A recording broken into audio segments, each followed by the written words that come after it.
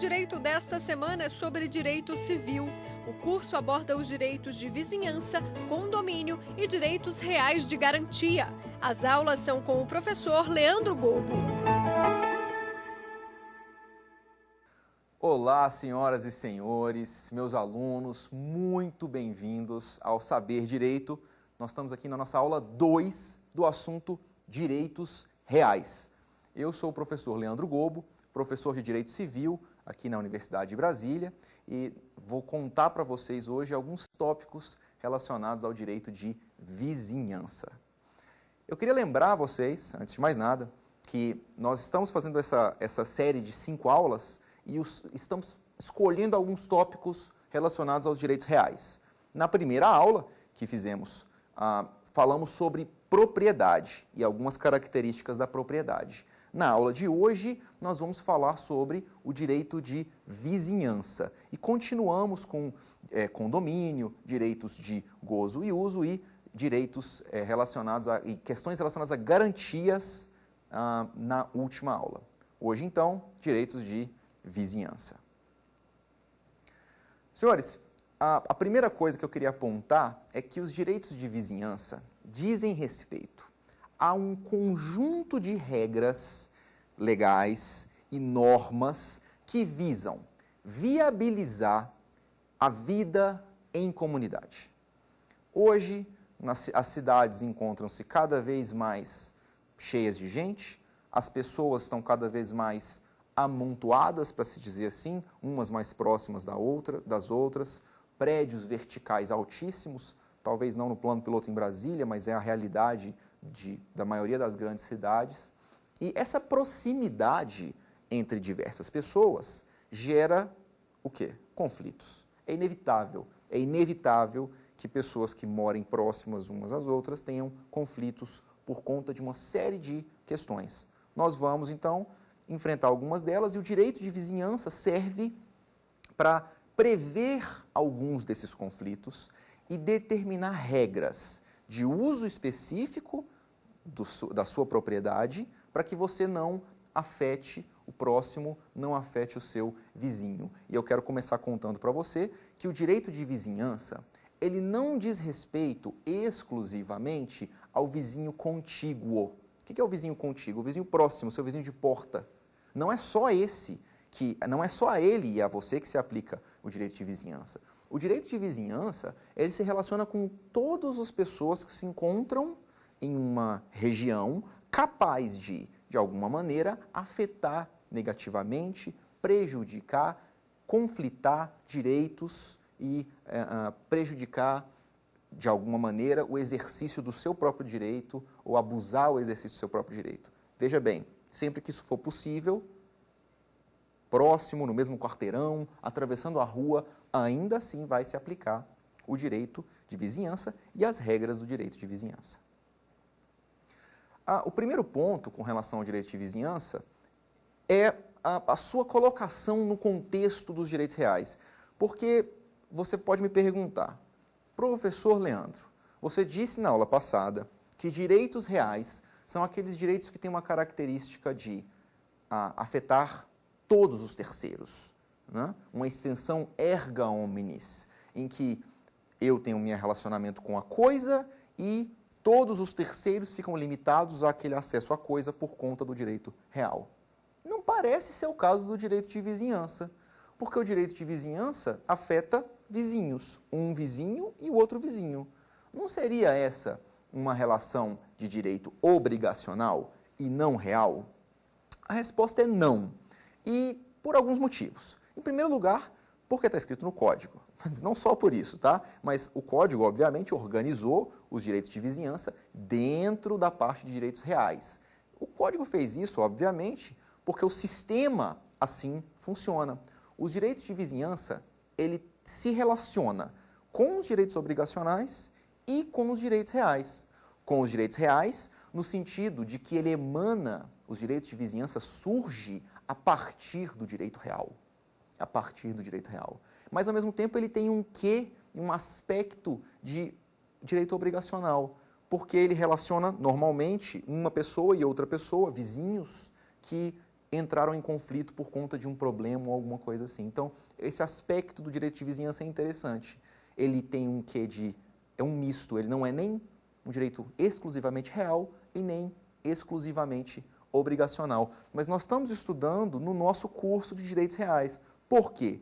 Porque na organização do Código Civil foi incluído na parte de direitos reais, até porque ele emana dos direitos reais, os direitos de vizinhança.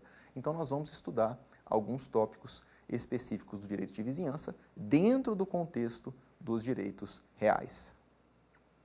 E eu queria apontar para vocês, antes de mais nada, os tópicos que nós vamos discutir. Os direitos de vizinhança, ele é bastante amplo, ele envolve uma legislação e uma normatização extensa, desde o Estatuto das Cidades até o Código de Águas. Você tem uma série de leis e normas que se aplicam de forma direta ou indireta ao relacionamento entre vizinhos.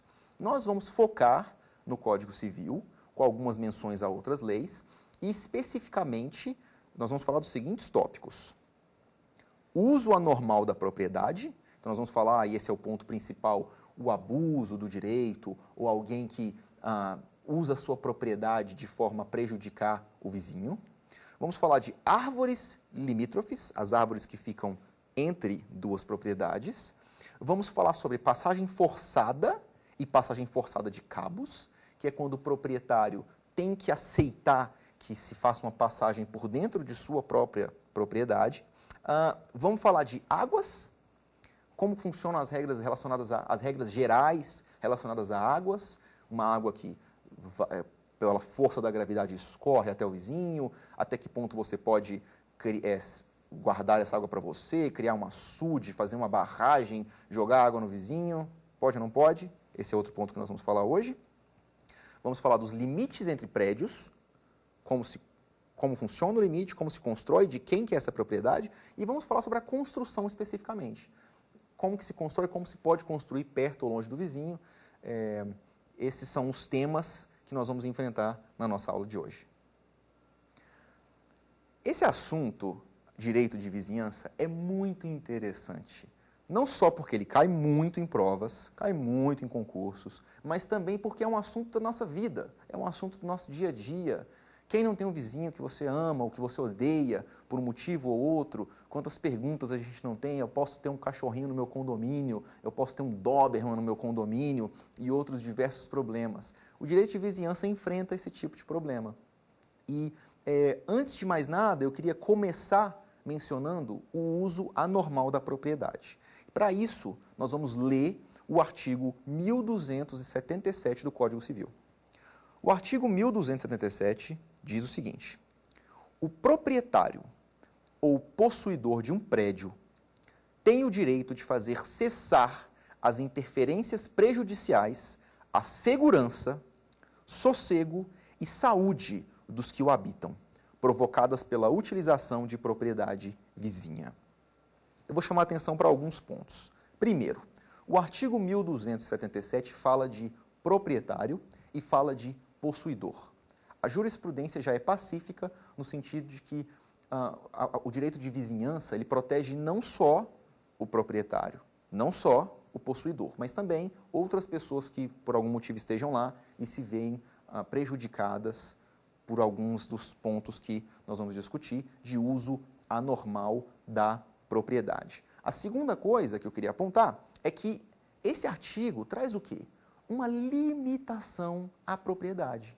Ele diz para você, nós falamos na aula 1, propriedade é o direito de usar, fruir, dispor e reaver. O artigo 1277 fala, ok, você pode usar a sua propriedade, você pode usar, fruir, mas dentro dos limites previstos. E desde que você não prejudique a segurança, o sossego e a saúde dos seus vizinhos. A gente vai chamar de a lei dos 3 S's. Saúde, sossego e segurança. É uma limitação ao direito de propriedade. Você só pode usar a sua propriedade desde que esse uso não viole essas 3 regras específicas, esses 3 direitos que o vizinho tem. direito de proteção à sua saúde, ao seu sossego e à sua segurança. Eu queria apontar, desde logo, que cria-se um problema com relação à extensão desses direitos, segurança, sossego e saúde. Vamos enfrentar cada um e entender isso. Quando eu digo que eu tenho direito à minha segurança, eu estou falando de segurança dos meus bens e segurança de mim mesmo, eu como proprietário do bem. Então, um exemplo, se o seu vizinho está estocando fogos de artifício e tem caixas e caixas de fogos de artifício encostadas na parede ou no muro que divide a propriedade dele da sua propriedade, esse é um potencial risco à sua segurança. O seu vizinho está colocando em risco sua segurança ao armazenar de forma inadequada produtos perigosos. Ao sossego, esse é fácil de pensar. Quem aqui nunca acordou porque o vizinho buzinou, o carro passou na rua, o cachorro resolveu latir de madrugada, o vizinho tem um passarinho que adora fazer barulho às 3 horas da manhã, é o horário do passarinho, né? Então ele viola o seu sossego. Qual que é o seu sossego? É o seu direito de tranquilidade e de silêncio. Por último, o seu direito à saúde. Quando eu falo direito à saúde, a saúde sua própria, obviamente, e se relaciona principalmente à poluição, gases tóxicos. Então, se seu vizinho, né, de alguma maneira está produzindo alguma coisa inspirado num seriado famoso aí e os gases tóxicos estão vindo até o seu apartamento, isso pode causar prejuízo à sua saúde. Agora, é importante entender que esse direito que você tem não é um direito absoluto. É um direito que se relaciona com os conceitos de uso normal e uso anormal, uso médio, uso esperado e uso nocivo. Vamos entender como funciona isso. Para entender, a gente tem que primeiro continuar a leitura do artigo 1277 e passar para o parágrafo único desse artigo. Vamos juntos. O 1277, já lemos, fala que, a pessoa tem direito à sua segurança, sossego e saúde. E não pode ter esses 3 S's prejudicados pelo seu vizinho. O que diz o parágrafo único? Proíbem-se as interferências considerando-se 1. A natureza da utilização. 2. A localização do prédio.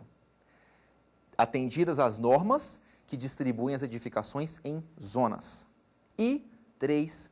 Os limites ordinários de tolerância dos moradores da vizinhança. Então veja que a lei atrela essa sua proteção à segurança, sossego e saúde a uma proteção média, a uma proteção razoável, a uma proteção de uso normal. Vamos dar alguns exemplos para a gente entender o que seria um uso normal e o que seria um uso anormal, tá? Antes, só queria apontar uma coisa, tá? O Código Civil fala a palavra prédios. Ele não está querendo dizer só a construção vertical que nós comumente chamamos de prédio. Um imóvel qualquer, uma fazenda, também entra nessa definição do Código Civil de prédio. O motivo pelo qual o Código Civil usa essa definição prédios é porque essa parte de direitos reais é uma parte histórica. Ela foi escrita pela primeira vez, que se tem referência, no Código de Hammurabi, 2000 anos antes de Cristo. Pense bem, 2000 anos antes de Cristo, nem internet tinha naquela época. Então, para quem tem a oportunidade de um dia ir ao Louvre, pode ver o Código de Hammurabi lá, uma pedra preta enorme, escrito em linguagem cuneiforme, e lá tem os artigos do direito de propriedade. E já se falava de propriedade. Por isso que a redação e as palavras às vezes são um pouco arcaicas, mas existe nesse conteúdo uma história e usar a redação tradicionalmente usada, também muito usada no Código Napoleônico, puxamos muito de lá também e manteve-se a mesma redação. Então, só para se entender, quando a gente fala prédio, não significa só o prédio vertical que a gente conhece muito bem como prédio. Significa também qualquer tipo de propriedade imóvel. Continuando então, vamos entender qual é essa limitação. A segurança, saúde e sossego, e uso anormal.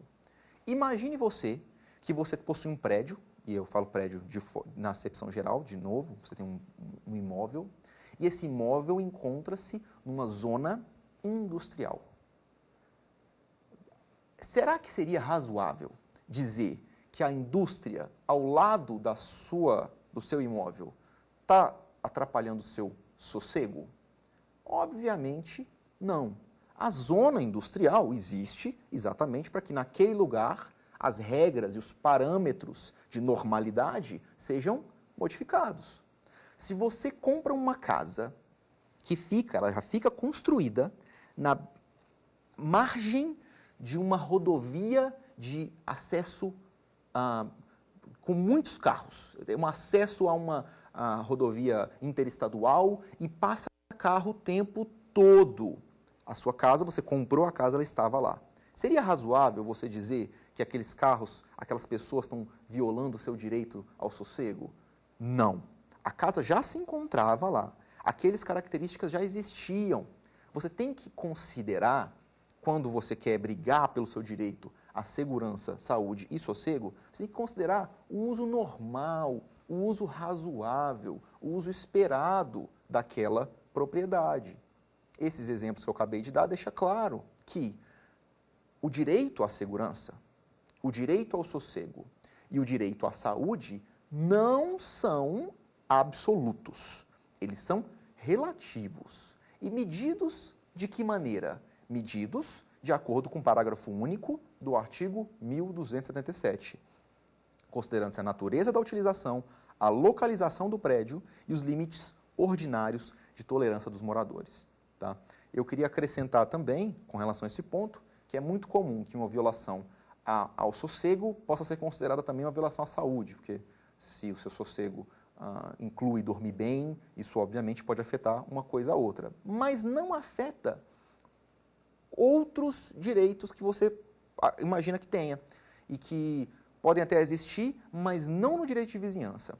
A interpretação doutrinária do artigo 1277 é de que não se pode estender saúde, segurança e sossego para outras coisas. Eu queria dar esse exemplo especificamente com uma doutrina. Eu queria ler para vocês o trecho do Rosenwald, em que ele fala que decoro, por exemplo, não é uma das hipóteses protegidas pelo uso anormal da propriedade. Vamos ler juntos. Só relembrando, Rosenwald, um autor extremamente técnico, muito bom em definir claramente conceitos e fazer isso de forma científica. Então, vale a pena a gente ver o que ele diz sobre a extensão da segurança, saúde e sossego para outras hipóteses. Então, vamos ler juntos. Olha que exemplo interessante.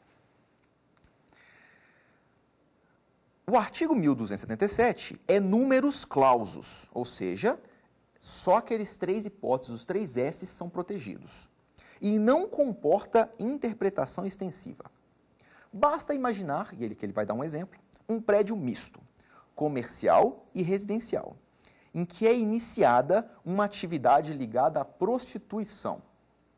É possível que os danos dos demais condôminos resumam-se à ofensa e ao decoro. Às vezes não há dano ou violação à segurança, à saúde e ao sossego. Pode ser uma questão moral de você achar que naquele prédio, uma atividade ligada à prostituição, obviamente, não estou entrando em questões de ilegalidade e dos parâmetros disso, mas pode ser uma violação às suas morais. Ele fala, nesse caso, a discussão resvalará para a coibição da atividade pela administração e não pela discussão, usando o direito de vizinhança por meio de uma ação judicial de indenização contra o seu vizinho, por exemplo. Por quê? Porque o seu vizinho não violou os três S's, segurança, sossego e saúde.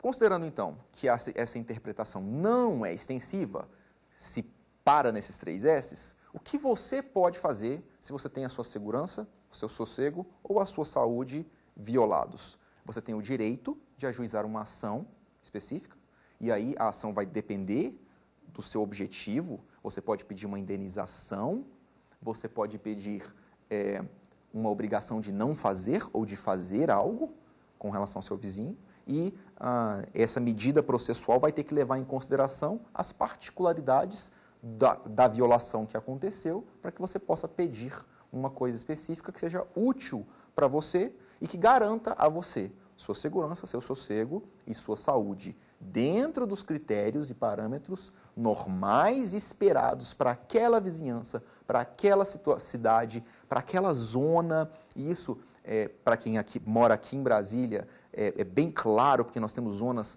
muito bem definidas, então fica fácil identificar onde os parâmetros são mais amplos e onde é mais limitado, onde pode haver mais barulho ou menos barulho. E, obviamente, tem que se respeitar também as leis municipais.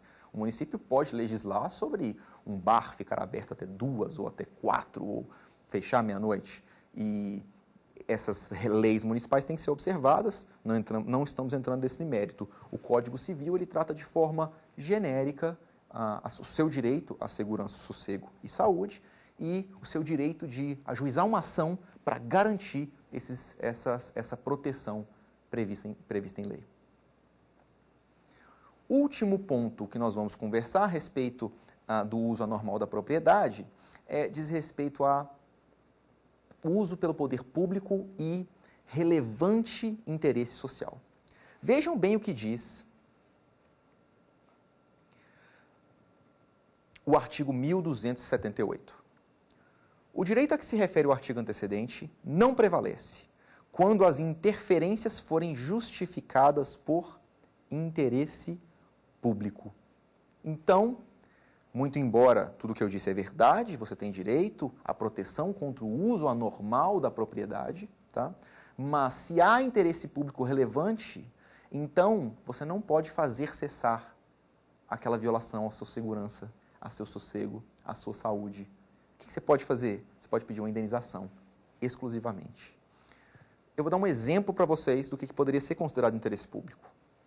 Imaginem uma cidade pequena que tem uma autorização para a construção de uma fábrica que gera 80% dos empregos daquela cidade, mas gera poluição e barulho. Não é razoável, ou provavelmente não se consideraria razoável, parar essa fábrica porque ela está fazendo barulho ou porque ela está gerando poluição.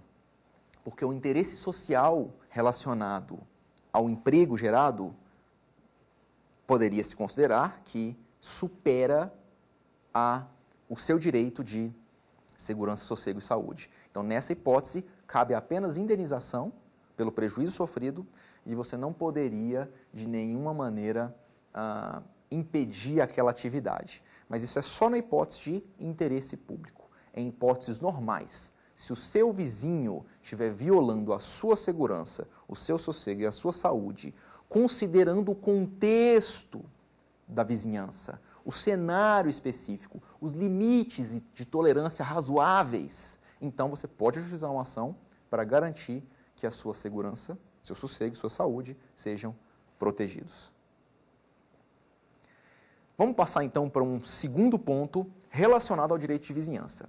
E o assunto é um assunto interessante, pontual, assunto das árvores limítrofes. O que é uma árvore limítrofe? É uma árvore que se encontra na linha divisória entre dois imóveis. A primeira pergunta que a gente faz é como medir essa linha divisória? Onde que tem que estar e de quem que é essa árvore específica? Eu queria ler com vocês, e acompanha comigo aí no código, eu sugiro muito que você esteja assistindo esse vídeo e com seu Vadmecum, seu Código Civil aberto para ler junto comigo. Isso ajuda muito a aprender de verdade, tá? Mas vamos ler juntos aqui o artigo 1282 do Código Civil. Seção 2 fala das árvores limítrofes e esse artigo 1282 diz o seguinte: a árvore cujo tronco estiver na linha divisória presume-se pertencer em comum aos donos dos prédios confinantes. Ou seja, o que diz esse artigo? Que a referência para saber se a árvore é uma árvore limítrofe é o tronco. Essa não é uma regra repetida no direito comparado. Em alguns lugares se consideram as raízes, em outros lugares os arbustos, mas no Brasil é o tronco. Se o tronco da árvore estiver na linha divisória, então a árvore é de quem?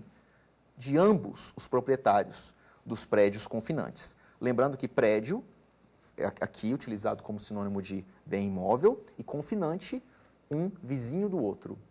Essa árvore vai ser de propriedade de ambos. Não importa se o tronco está só um pouco, 20%, 30% de um lado ou de outro da divisão. Se a árvore for uma árvore limítrofe, então aquela árvore será de propriedade conjunta. Condomínio, copropriedade, nós vamos falar de condomínio na próxima aula, diga-se de passagem, de ambos os vizinhos. Então, tudo bem, resolvido o problema. A árvore limítrofe, ela é de propriedade de ambos os vizinhos. Mas aí você me pergunta, professor Leandro, e os frutos? De quem são os frutos? Ora, antes de mais nada, as regras de condomínio se aplicam de forma expressa a uma árvore em condomínio. Então, os frutos são de ambos. Se eles decidirem colher os frutos, aqueles frutos serão das duas partes. Mas, se o fruto, e essa regra é uma regra interessante, costuma cair em prova, apesar de, na prática, não ser tão relevante. Se um fruto naturalmente cai, então esse fruto é de propriedade da pessoa, do imóvel, do proprietário do imóvel onde o fruto caiu. Se caiu do seu lado da cerca, é seu o fruto. Estou falando aqui de queda natural, não estou falando de você colher o fruto. Se você colheu 10 maçãs, 5 são do seu vizinho. Se caiu uma maçã, ou 10, no seu imóvel, elas são suas. Essa é a regra do Código Civil. Não é uma regra também repetida em alguns países, mas é a regra que nós utilizamos e, por incrível que pareça, esse tipo de coisa é relevante e tem que ser definido pela lei. Diminui os conflitos e já deixa claro quem é o proprietário. Qual que é um outro ponto relevante relacionado a árvores limítrofes? A possibilidade de se cortar o tronco, a raiz e os arbustos se eles estiverem prejudicando você, proprietário do seu imóvel. Esse ponto ele é um pouco controverso, porque o Código Civil diz que o proprietário do imóvel tem o direito de cortar o tronco e os arbustos e as raízes até a linha divisória. Só que se ele fizer isso e a árvore estiver imediatamente no meio, por exemplo, da divisória, você pode estar cortando a própria árvore. Então, tem que se interpretar, e a doutrina e a jurisprudência interpretam dessa maneira, esse artigo como? Você pode cortar o tronco, as raízes e os arbustos, desde que eles estejam prejudicando o seu uso normal da propriedade. Então, é uma raiz que está quebrando o chão, o concreto, é um arbusto que está impedindo o sol bater na sua janela, ou alguma coisa específica que, de fato, prejudica o seu uso da propriedade imóvel. Aí sim você vai ter esse direito de cortar o tronco e os arbustos até o limite da sua divisória, mas desde que haja uma utilização prejudicial. O próximo assunto que eu gostaria de falar, nós falamos de uso anormal da propriedade, então, regra geral, você tem direito, no contexto do direito de vizinhança, você tem direito de que ninguém tumultue sua segurança, seu sossego, sua saúde. Falamos das árvores limítrofes. E agora eu queria comentar o assunto passagem forçada. O que é passagem forçada? Para entender essa passagem forçada, a gente tem que entender antes o que é um imóvel encravado. Imóvel encravado, e a palavra é essa mesmo, usada doutrinariamente, tá? É um imóvel sem acesso à via pública. É um imóvel que, por conta da organização específica de divisões daquela fazenda ou daquele imóvel, esse imóvel não tem acesso à via pública, ele não pode sair. A lei fala também em não ter acesso a nascentes e portos, mas isso só se aplica se aquele imóvel tem aquela utilidade específica de ele precisa do acesso a nascente ao porto. Normalmente, o que se analisa é acesso à via pública. Então, o imóvel encravado é um imóvel que não tem acesso à via pública. E o problema é o seguinte, o que se fazer com um imóvel encravado? Se você não consegue chegar ou sair do seu imóvel adequadamente, então perde-se muita utilidade daquela propriedade. A lei garante o direito de passagem pelo meio das demais propriedades para que você tenha acesso à via pública. Vamos ler juntos o que diz o artigo 1285 sobre passagem forçada. Artigo 1285. O dono do prédio que não tiver acesso à via pública, nascente ou porto, com as particularidades que a gente comentou, pode, mediante pagamento de indenização cabal, constranger o vizinho a lhe dar passagem, cujo rumo será judicialmente fixado, se necessário.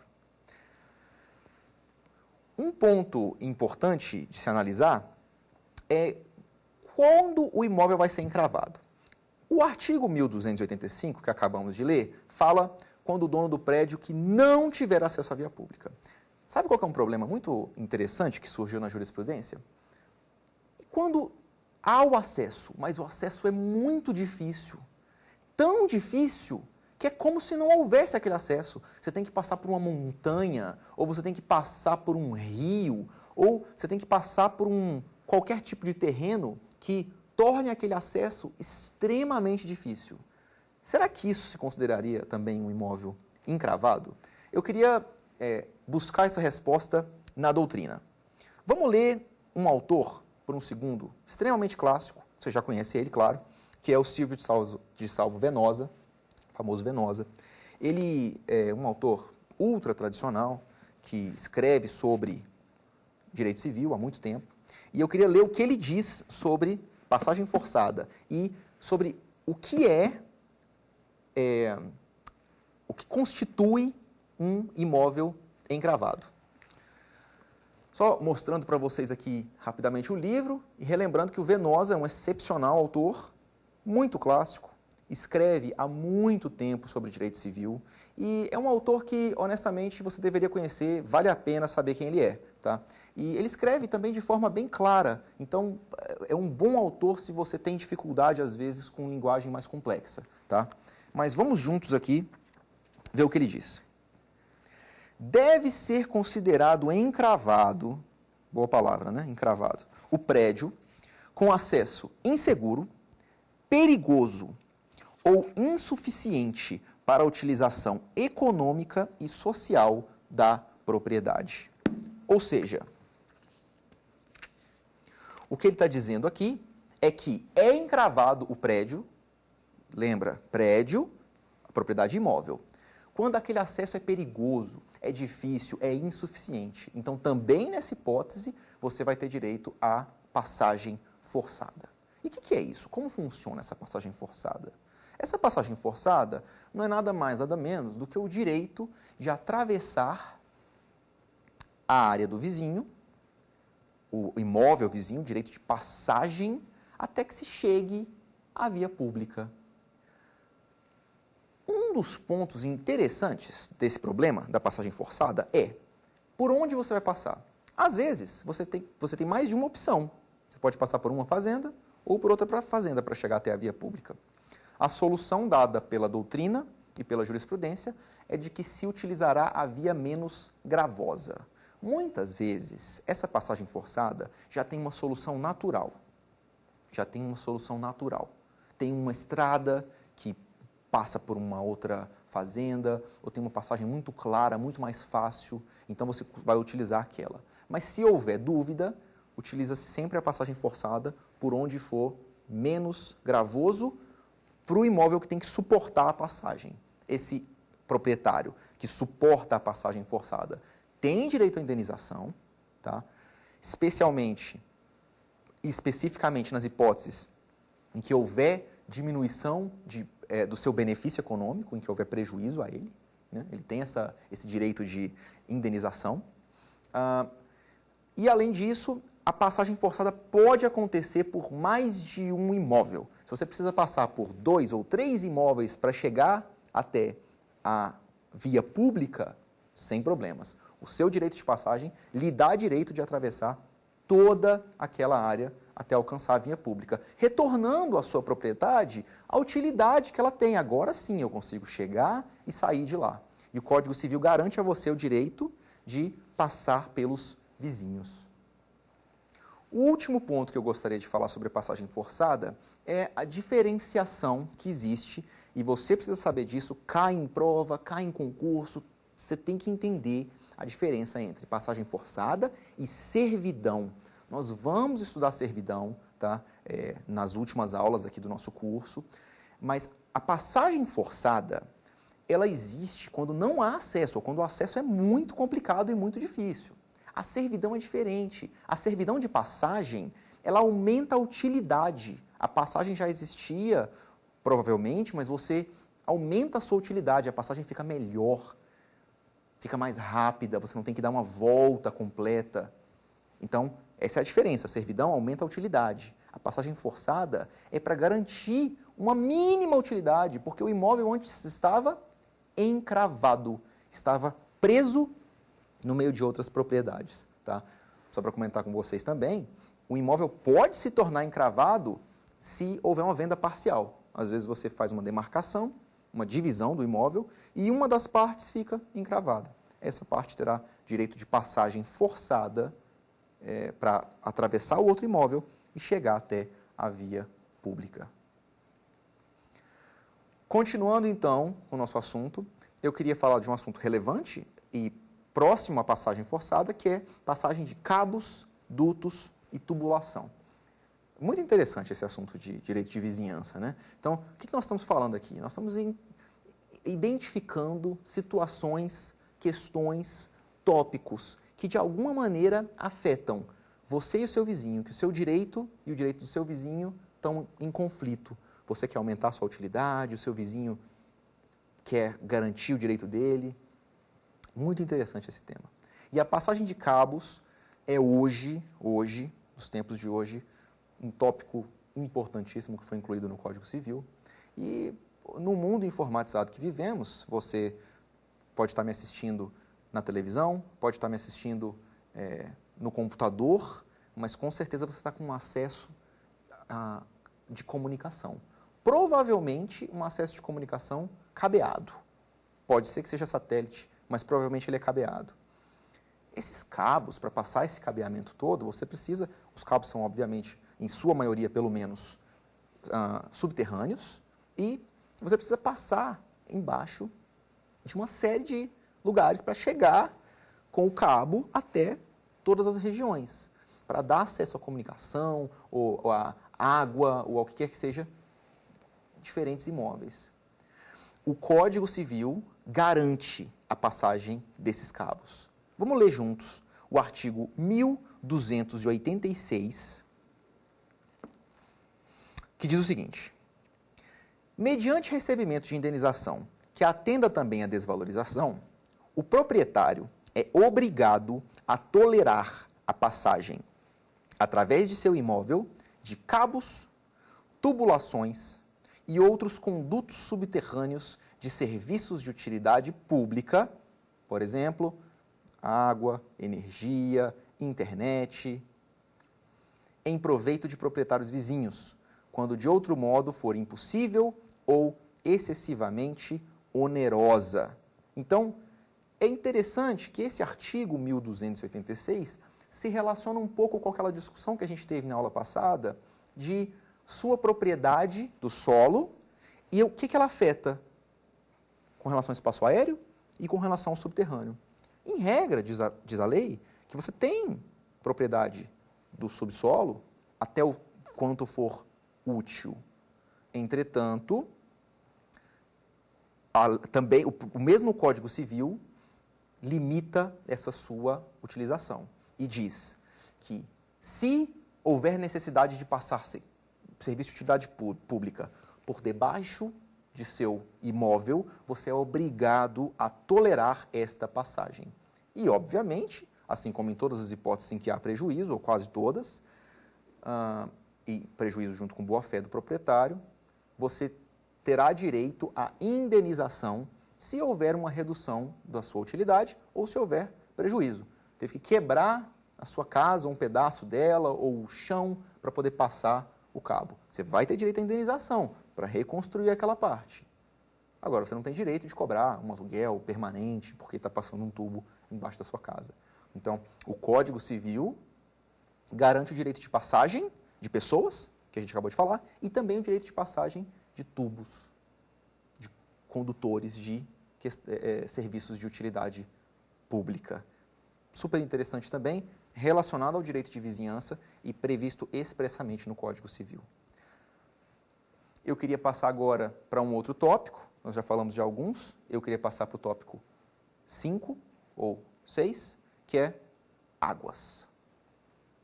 A água, não vou ficar aqui me alongando sobre a relevância da água, mas a água é importante economicamente, é um bem, por um lado, importantíssimo, especialmente para alguns tipos de imóveis que precisam de irrigação, que precisam de acesso à água para a sua indústria, ou para a sua fazenda, ou para a agricultura ou pecuária. Por outro lado, a água também é, ao mesmo tempo, um incômodo. Ela pode inundar, pode estragar a sua casa, pode deixar tudo mofado. A água tem um caráter dúplice de ser muito boa e muito ruim, a depender do contexto.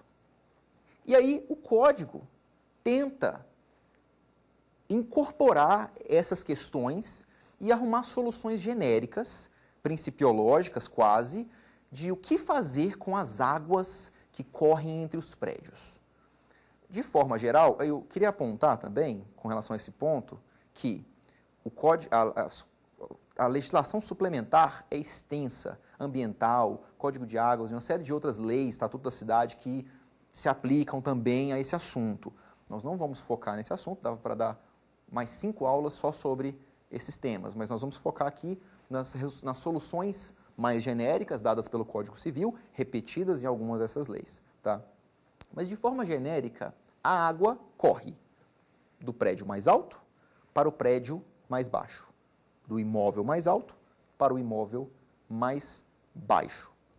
E a primeira regra geral do Código Civil é: o dono, eu estou aqui no artigo 1288, que é o primeiro artigo que trata de águas no contexto da vizinhança. O dono ou possuidor do prédio inferior é obrigado a receber as águas que correm naturalmente do superior, não podendo realizar obras que embaraçem o seu fluxo. Então, se você tem um imóvel que se encontra, sob a perspectiva de localização, mais baixo do que outro imóvel, você não pode fazer uma barragem que vai prejudicar o vizinho de cima, com o objetivo simplesmente de que a água não chegue até você. Se naturalmente, e aqui nós estamos falando de águas naturais, se naturalmente a água corre pelo seu prédio, você tem que suportar essa água sem indenização, diga-se de passagem, porque é uma questão natural.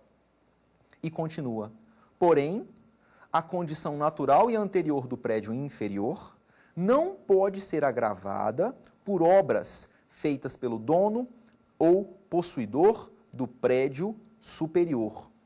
Ou seja, ao mesmo tempo, o prédio superior não pode também piorar a sua situação fazendo construções que, de alguma maneira, aumentam o fluxo de água normal. Então, aqui nós estamos focando em quê? Em águas que, de alguma maneira, seriam prejudiciais, em regra.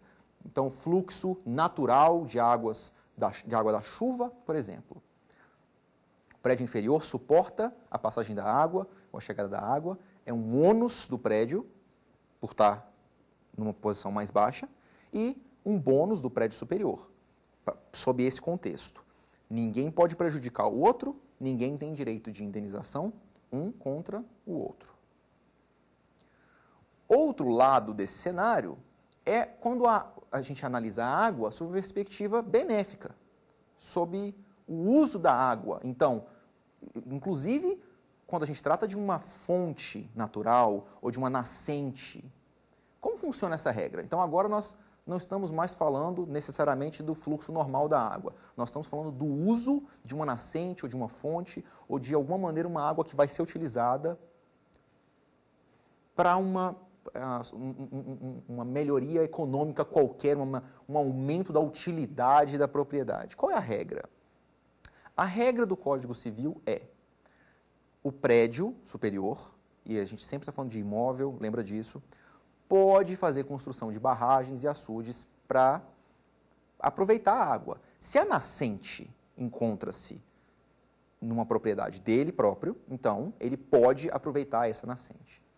Essa é a regra geral. Agora, a flexibilização que tem que se dar, a limitação dessa regra é muito grande. Em primeiro lugar, por questões ambientais. O Código Civil pode até lhe autorizar a construir uma barragem. Mas antes da construção de uma barragem, você vai precisar de uma série de licenças e autorizações e verificações ambientais, de ordem ambiental, para que você construa aquela barragem. Então, eu estou falando aqui sobre a perspectiva de vizinhança. Sob a perspectiva de vizinhança, você pode fazer uma barragem, um açude. Mas, sob uma perspectiva administrativa, você tem que observar todas as regras aplicáveis, todas as regras de meio ambiente e tudo mais. Além disso, mesmo no direito de vizinhança, essa é uma regra interessante que costuma também estar em provas, o dono da propriedade não pode excluir do uso do prédio inferior o excesso da água. Ele tem que tentar dar para a água o maior uso, para o maior número de pessoas possíveis. Isso é doutrinário. Vamos ler um trecho. Vamos ler um trecho, de novo, do Venosa, um autor clássico, tradicional, mesmo livro, é a coleção de direito civil dele, estamos no volume 4, que trata só sobre direitos reais. Vamos ver o que ele fala sobre barragem e águas. Ele diz o seguinte: o dono do prédio inferior tem o direito de receber as águas supérfluas, o que se apurará no caso concreto, ou seja, se é ou não é supérflua a água. Há que se coibir o abuso, buscando o maior aproveitamento possível da água, por maior número possível de pessoas. Por tais regras, se percebe que a utilização da água de nascente pelo proprietário não pode ser absoluta. O que ele diz? O que ele quer dizer com isso, quando ele fala que não pode ser absoluta? O Código Civil parece dar a entender que o dono da propriedade é dono da nascente e pode fazer uma barragem. Em termos gerais, verdadeiro. Mas, especificamente, até pela função social da propriedade também, como já dissemos na aula 1, não pode se abusar desse direito de propriedade. Então, o excesso e a utilização racional da água tem que ser levado em consideração.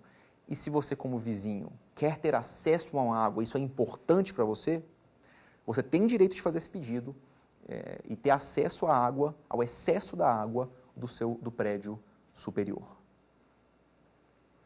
2 últimos pontos relacionados à água, para a gente fechar e passar para o próximo tópico. Primeiro, o Código Civil, de forma até engraçada, fala que não se deverá poluir em regra e dá algumas exceções. É óbvio que o assunto poluição não é tratado de forma extensa no Código Civil, não é nem na prática, quando se vai discutir dano, indenização por poluição, não é o Código Civil a referência utilizada para isso. E o que a gente pode concluir com relação aos artigos que falam de poluição é simplesmente que não pode, em regra, não se pode poluir. Essa é a regra geral. Porque afeta, obviamente, a comunidade, afeta a coletividade, então você não pode, em regra, poluir. Os artigos do Código Civil tentaram mencionar esse assunto, mas acho que o ponto é que, na prática, nós vamos usar outras legislações para definir os limites de poluição, a utilidade, como que se pode poluir. Pode construir uma fábrica que polui? Pode, mas tem limites específicos de até que ponto pode poluir, como que vai pagar para resolver isso e etc. Por último, o último detalhe, aquedutos. Pode-se construir aquedutos para passagem de água. O proprietário tem a obrigação de suportar aquele aqueduto, mas ele tem o direito também de indenização, óbvio, se houver prejuízo, e tem o direito de usar a água do aqueduto que passa pela sua propriedade. Então, esses são os principais pontos relacionados a águas. É interessante porque tem dois aspectos, um negativo e um positivo, mas essa é a maneira como o Código Civil tratou o assunto. Agora, vamos passar para um outro tema, que é o tema dos limites entre prédios. Limites entre prédios. Vamos ler juntos um artigo. A gente está começando todo o tópico lendo um artigo. Acho que está bacana. Olha o que diz o artigo 1297. O proprietário tem direito a cercar, murar, valar ou tapar de qualquer modo o seu prédio, urbano ou rural, e pode constranger o seu confinante a proceder com ele à demarcação entre os dois prédios, a aviventar rumos apagados, a renovar marcos destruídos ou arruinados, repartindo-se proporcionalmente entre os interessados as respectivas despesas. Em resumo, o que esse artigo 1297 está querendo dizer? Que os proprietários de prédios têm direito a fazer divisórias, paredes e muros divisórios para separar um prédio de outro, inclusive, se não tiver claro onde está a divisa, demarcar isso de forma clara e construir esse muro. E esse muro divisório vai ser de quem? Quem é o proprietário do muro que divide um imóvel de outro imóvel? Mesma regra das árvores limítrofes. O muro que divide um imóvel e outro é de propriedade conjunta de ambos os vizinhos. Tem que ser, os custos e despesas têm que ser divididos entre eles igualmente. Esse é o único ponto, direito de construir um muro e dividir de forma igual. Vou contar para vocês uma coisa interessante, então. Se esse muro precisar de um tapume especial, porque o vizinho tem um cachorrinho lindo, um Lulu da Pomerânia, que adora passar na cerquinha viva, e ele quer construir uma cerca especial para impedir o cachorrinho de passar, então esse custo é só de quem deu causa. Só do dono, do proprietário do cachorrinho. Agora, o muro em si é de propriedade dos dois, e os custos têm que ser divididos igualmente entre os dois. Isso leva a gente ao próximo tema, que é construção. Algumas regras especiais de construção. E é interessante esse tema estar no Código Civil, porque as regras de construção, em sua generalidade, são tratadas pelas leis municipais, pelos códigos de zoneamento municipais, pelas regras de arquitetura, mas o Código Civil traz algumas regras especiais que têm que ser observadas. Vamos ler elas juntos. Então, nós vamos começar aqui com o artigo 1299. O proprietário pode levantar em seu terreno as construções que lhe aprouver, o que ele quiser, salvo o direito dos vizinhos e os regulamentos administrativos. Já deixando claro, nesse ponto aqui, que as regras municipais e os regulamentos administrativos vão ser aplicáveis, tá? Tendo isso em mente, algumas coisas o vizinho não pode fazer. Algumas coisas o vizinho não pode fazer. A primeira delas está prevista no artigo 1300. O proprietário construirá de maneira que o seu prédio não despeje águas diretamente sobre o prédio vizinho. O nome disso é estilicídio, quando você derruba água no prédio vizinho. Sabe, aprendeu o nome agora, estilicídio. Parece até que alguém matou outra pessoa, mas é só a derrubada de águas. É proibido. Além disso, o vizinho não pode construir o prédio muito próximo. A janela não pode ficar próxima. Tem que estar afastada a 1,5 m, pelo menos, do vizinho. Isso é direito de privacidade.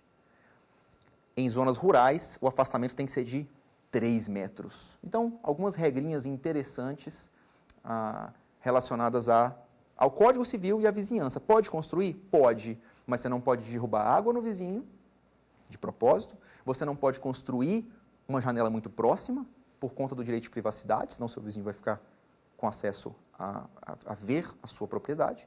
E não pode, em áreas rurais, o afastamento é ainda maior. Senhores, esses eram os pontos que nós íamos conversar hoje. Eu vou falar um último detalhe que eu não comentei, mas só lhe contar a diferença entre muro e parede. Muro é aquele que não tem construção acima dele. Paredes é aquele que tem uma construção acima. Existe o que se chama de condomínio de meia parede, que é a pessoa que divide parede com outra pessoa. Essa situação é regida pela mesma regra da árvore limítrofe e do muro de divisória. É de propriedade dos dois, só que você pode fazer construções desde que avise o seu vizinho. Última regra que eu vou lhe contar.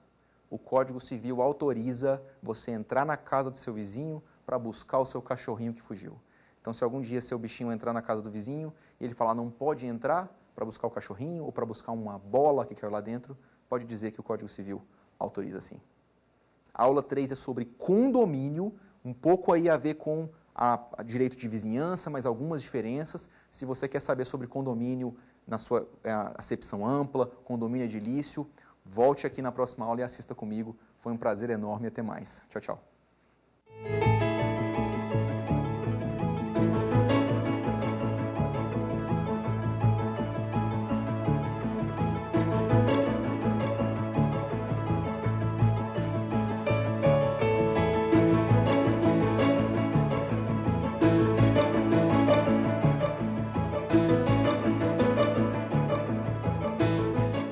Gostou das aulas? Qual tema você quer estudar aqui? Mande sua sugestão para o nosso e-mail saberdireito@stf.jus.br ou para o WhatsApp da TV Justiça. O número é este aí que aparece na tela. Você pode ainda estudar pela internet. É só acessar tvjustiça.jus.br.